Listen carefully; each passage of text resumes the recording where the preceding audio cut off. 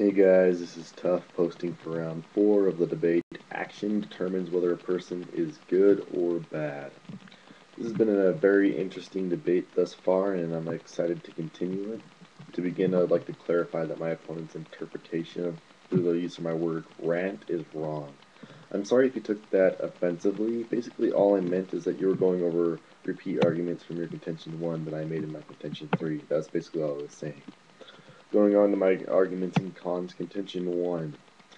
My opponent talks a little about the misunderstanding of moral relativism. Again, I have said this time and time again that people have different views of morality, sure. What my opponent cannot prove, however, is that we all have the basic same understanding of morality. My opponent seems to misunderstand my example with the atheist and the Christian entirely. Basically, all he says is that they have different views, establishing the obvious of what I've already said. The point of this is, while one may think drinking is bad and the other would not care, they both have an understanding of how committing theft, fraud, murder, violence, or any of the atrocious actions are bad or wrong. So while they have completely different views on the lighter subjects, the bigger subject they have to agree on given their basic understanding of the concept of good or bad. Also, I made this example with my opponent's abortion example as well. There's no spectrum of good and bad for the atheist to make a proper presumption on the drinker with. The atheist isn't going to think someone is a saint because they are drinking. However, even though the atheist could say that someone is passing money to a homeless person is good, thus accomplishing good morality through the use of actions. Going on to his contention 2. I really don't understand what my opponent is saying here. Basically, all I was saying was that without a good spectrum of good and bad, the abortion example fails. Somehow he says this ties into supporting his case, though. Please consider this a dropped argument on my opponent's part and extend it across. The importance of this is because I have proved that with this argument that it is absolutely necessary to have a scale to weigh the actions of good and bad for the the abortionists. Otherwise, it is just a scale between good and neutral. Obviously, a person is more likely to be seen as good by committing an act rather than they would not be praised for committing the act for those who are moral values are similar simply by thinking the action as neutral. So again, please extend this. Going on to my opponent's contention 3, my opponent seems to get confused here by saying that committing a good action is the same as being a good person. This is a brash misunderstanding of anything that I have said. As I stated in round 2, whether a person is good or bad depends on the overall evaluation of said actions. So if this billionaire gives the money away even though he has committed immoral acts his whole life, obviously he still is determined as a bad person because of his overall evaluation. The point is quite irrelevant, as I am only arguing that by giving money away to those in need, you are committing a good action.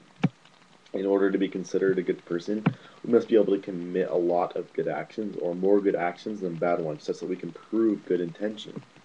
My opponent's original argument was that it was relevant to the opinion of the person who has committed the good action or whether they were a good person. Again, I have proved that most people don't think of the actions as good or bad, but rather neutral. Yet that doesn't change the fact that they committed a good action. Again, I would like to hope the debaters wouldn't get derailed on the topic. Going on to my case, on to my contention 1.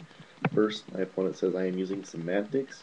This is vastly abusive given that I am only using this contention to support how action is absolutely necessary. I'm not arguing that my opponent needs to argue with anything other than actions. I am arguing that action is the best way to show how good or bad of a person you are. I would like to ask the viewers to please disregard any arguments the opponent made of such accusations and allegations.